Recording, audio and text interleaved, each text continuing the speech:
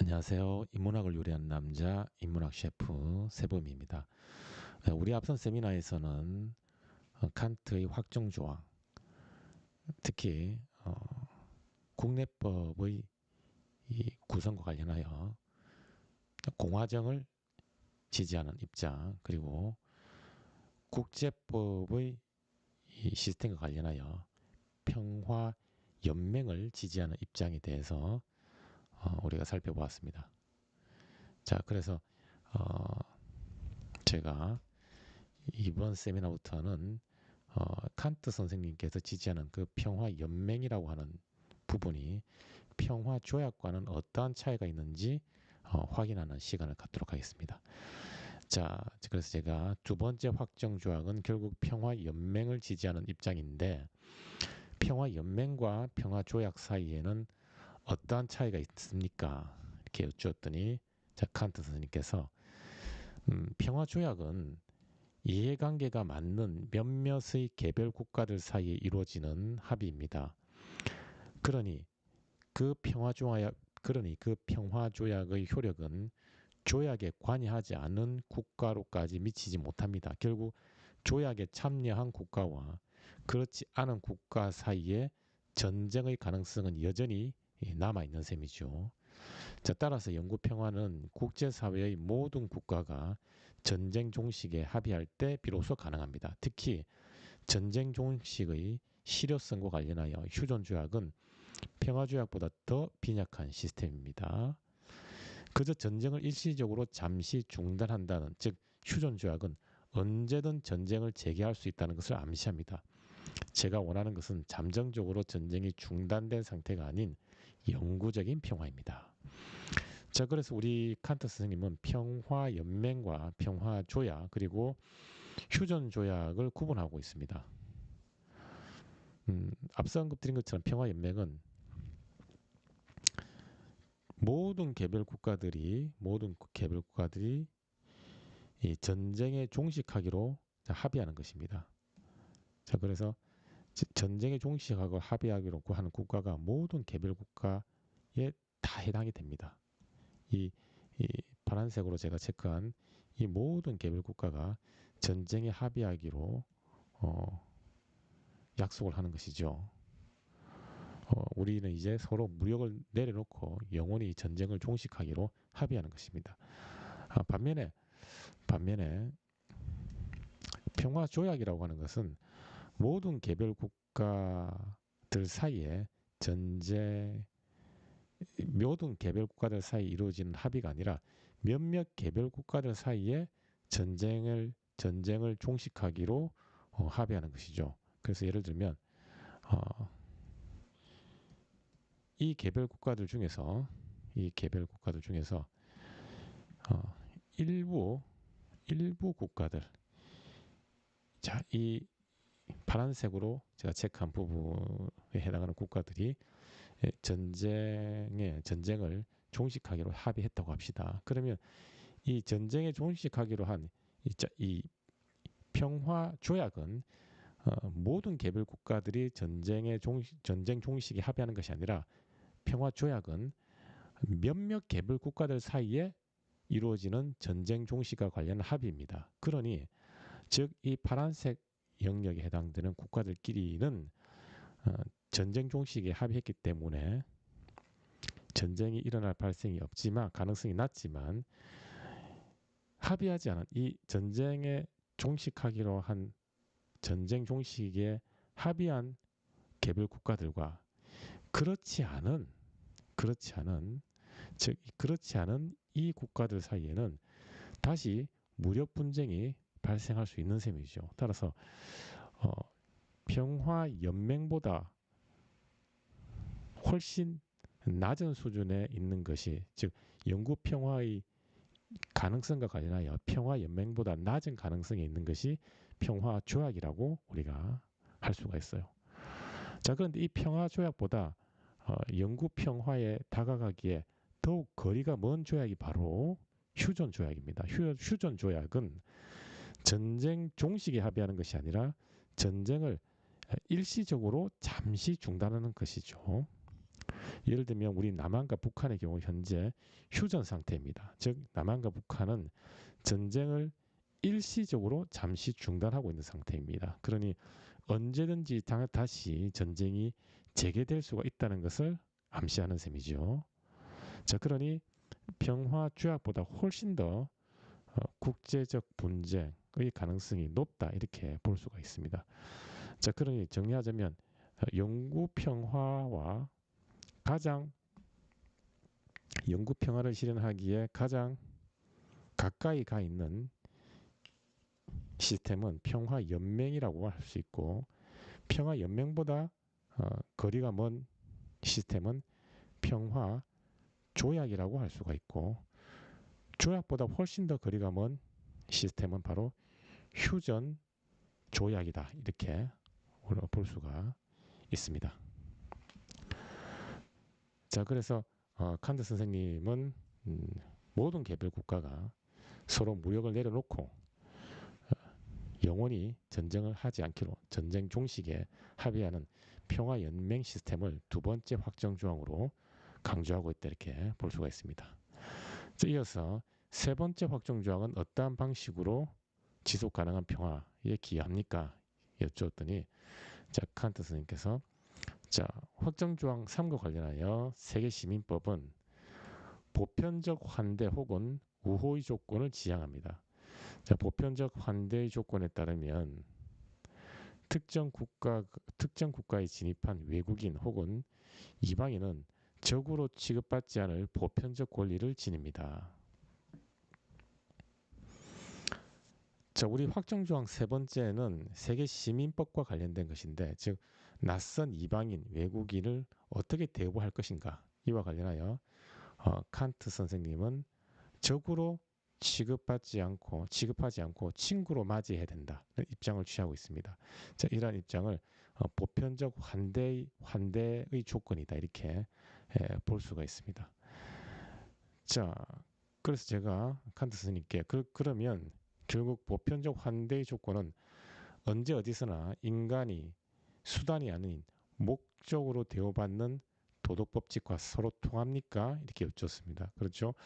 우리 칸트 선생님의 이 도덕법칙 관련해서 첫 번째 도덕법칙이 내 의지의 준칙이 언제나 동시에 보편적 입법의 원리가 되게 하라. 즉 항상 보편화 가능성에 부합하는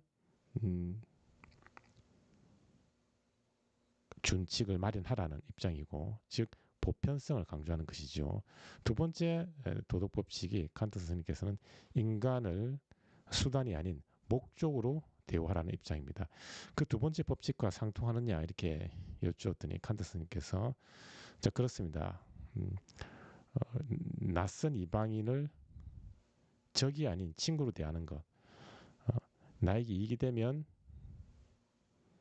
호의적으로 대우하고 이익이 되지 않으면 적으로 취급하는 즉 수단으로 취급하는 것이 아니라 낯선 이방인이 이익이 되는지 그렇지 않은지 여부와 무관하게 오직 인격으로서의 인간이라는 이유만으로 존중하는 것. 즉 결국 그것이 낯선 이방인을 친구로 우호적으로 대우하는 것이죠. 자, 거기에 동의를 하고 있습니다. 자, 그러니 칸트 선생님 역시 인간을 수단이 아닌 목적으로 대우하라는 두 번째 도덕 원칙을 보편적 환대의 조건에 담고 있다 이렇게 볼 수가 있어요. 자, 그런데 단 그러한 외국인의 권리는 일시적으로 다른 국가를 방문하여 교제할 수 있는 권리이지 영속적인 체류권을 인정하는 차원의 권리는 아닙니다. 내국인은 물론이고 외국인 모두 특정 국가의 인적, 물적 자원을 누릴 수 있는 권리를 지니고 있습니다. 자, 그래서 이 보편적 환대의 조건이라고 하는 것은 낯선 이방인, 외국인을 친구로서 우호적으로 대우하는 것입니다. 즉 낯선 이방인도 자국의 인적, 물적 자원을 누릴 수 있는 권리를 주는 것이죠. 예를 들어서 낯선 이방인에 대해서 당신은 낯선 이방인 외국인이니 공항에서 1km 반경 내에서만 활동하라 이렇게 규제하지 않고 낯선 외국인이라 할지라도 이방인이라 할지라도 대한민국에 있는 어떠한 관광 시설 어떠한 편의시설이든지 예, 마음껏 누릴 수 있는 권리를 부여하는 것입니다. 그래서 낯선 이방인 외국인이라 할지라도 해운대의 맑은 바닷물에서 서핑을 즐길 수 있고 그뿐만 아니라 대한민국의 여러 가지 편의시설을 이용할 수 있는 그런 권리를 허용하는 것이죠. 단 이때 이 외국인을 친구로 대한다는 의미는 영속적인 체류권을 인정하는 것은 아닙니다. 일시적으로 그 외국인이 낯선 이방인이 방문했을 때 그 이방인이 일시적으로 그 국가의 인적, 물적 자원을 누릴 수 있는 권리를 부여하는 것이지 영속적인 체류권을 인정하는 것은 아니다. 자, 그래서 제가 우리는 확정조항 3을 바탕으로 외국인을 무조건적으로 환대해야 하나요? 이렇게 여쭈었습니다. 외국인을 무조건 환대해야 됩니까? 여쭈었더니 칸트 스님께서 자, 그렇진 않습니다. 보편적 환대는 무조건적 환대가 아닌 조건부 환대입니다. 조건부 환대는 상호 호혜적 관계를 의미합니다. 즉 역지사지의 관점에서 역지사지의 관점을 바탕으로 여러분이 상대방에게 환대받고 싶으면 여러분도 상대를 환대해야 합니다. 그런데 여러분이 상대를 환대하지 않고 적으로 대하면 여러분 자신도 환대받을 수 없고 적으로 취급당할 수밖에 없지요. 즉 여러분이 다른 사람의 집을 방문할 때 환대받고 싶잖아요. 그러니 여러분도 여러분 집을 방문하는 손님을 환대하세요. 따라서 자국을 방문한 낯선 이방인인 외국인이 우리에게 적대적 행위를 한다면 우리는 더 이상 그 이방인을 친구로 대할 수는 없습니다. 즉 적으로 취급할 수 있어요. 이러한 논리는 우리 자신에게도 동일하게 적용됩니다. 즉 여러분이 다른 국가를 방문하여 적대 행위를 한다면 여러분 자신은 친구처럼 환대받을 수 있는 권리를 상실합니다. 결국 보편적 환대의 조건은 서로 호의를 주고받는 기브 앤 테이크의 방략을 따르는 셈이지요. 즉 보편적 환대의 조건은 상호 호혜적 권리를 지향합니다. 자, 그래서 보편적 환대라고 하는 것은 무조건적인 환대인가? 여기에 대해서 칸트는 그렇지 않다라고 합니다. 즉 조건부 환대라는 것이죠. 즉 낯선 이방인이 우리에게 자국에 적대적인 행위를 하지 않는다는 조건 하에서 친구로서 호의를 베푸는 것입니다. 그런데 만약 이 이방인이 다른 국가를 방문하여 그 국가에게 적대적인 어떤 행위를 한다. 무력을 행사하거나 그 국가 국민의 생명권, 자유권, 재산권 이런 것들을 침해하는 적대적인 행위를 한다. 그럼 더 이상 우리는 그 외국인을 친구로서 환대할 필요가 없다는 것입니다. 이 입장은 우리도 마찬가지입니다. 우리도 다른 나라를 방문했을 때 그 국가에 적대적 행위를 하지 않을 때에만 환대를 받을 수 있는 것이죠. 즉 당신이 나를 환대한다면 나도 당신을 환대하겠다.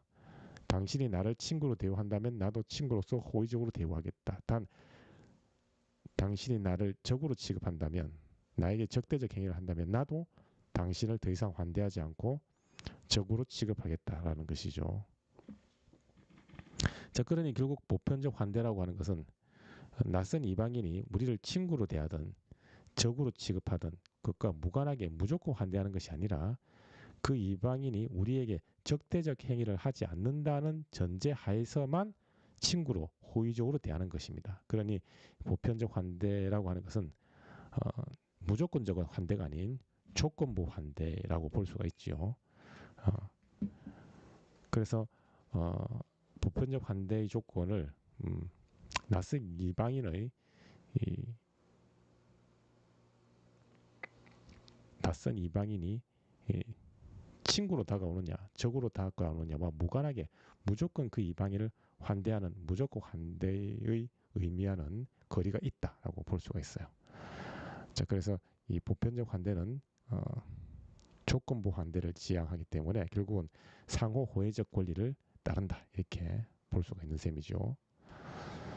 자, 이어서 칸트 선생님께서 인류의 비극적 역사를 되돌아볼 때 서구 열강이 식민지를 개척하는 과정에서 잔혹하게 정복지를 약탈했지요.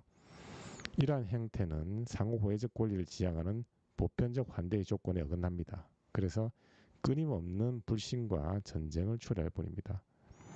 자, 우리 역사적으로 볼 때 강대국이 약소국을 식민지로 삼기 위해서 그 식민지를 개척하는 과정에서 엄청난 약탈과 살인을 저질렀죠. 이것은 칸트의 보편적 환대의 조건에서 볼 때 상호 호혜적 권리로서, 즉 조건부 환대로서 보편적 환대의 조건에 어긋나는 것입니다. 왜냐하면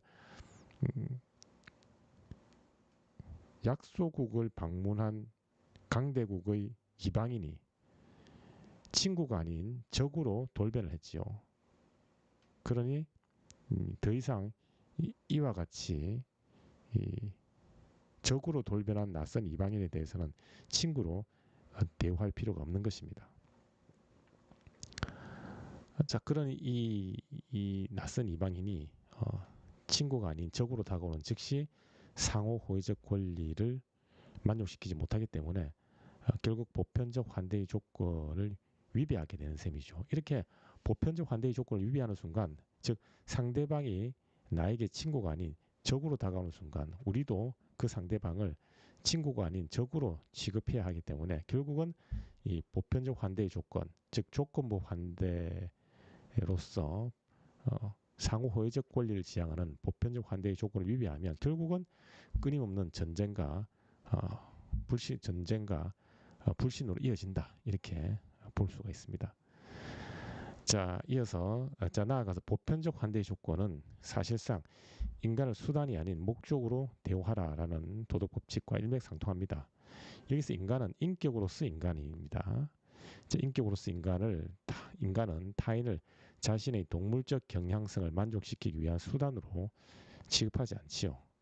자, 아무런 조건 없이 그저 인간이라는 이유만으로 존중합니다. 그런데 다른 국가를 약탈하고 그 국가의 사람들을 삭살하는 순간 그 인간은 더 이상 인격으로서의 인간이 아닌 동물로서의 인간으로 전락을 합니다.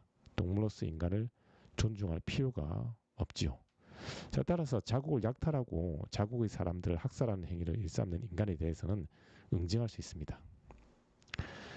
자, 우리 앞서 제가 말씀드린 것처럼 칸트의 보편적 환대라고 하는 것은 무조건적인 환대가 아닌 조건부 환대라고 했습니다. 자, 그런데 이 조건부 환대라고 하는 것은 사실상 칸트 선생님의 두 번째 도덕 법칙, 즉 인간을 수단이 아닌 목적으로 대우하라라고 하는 두 번째 도덕 법칙과 역시 여전히 상통하는 원칙이다, 이렇게 볼 수가 있어요. 왜냐하면 우리 칸트 선생님은 인간의 지위를 두 차원으로 나눕니다. 하나가 인격으로서의 인간과 그리고 동물로서의 인간입니다.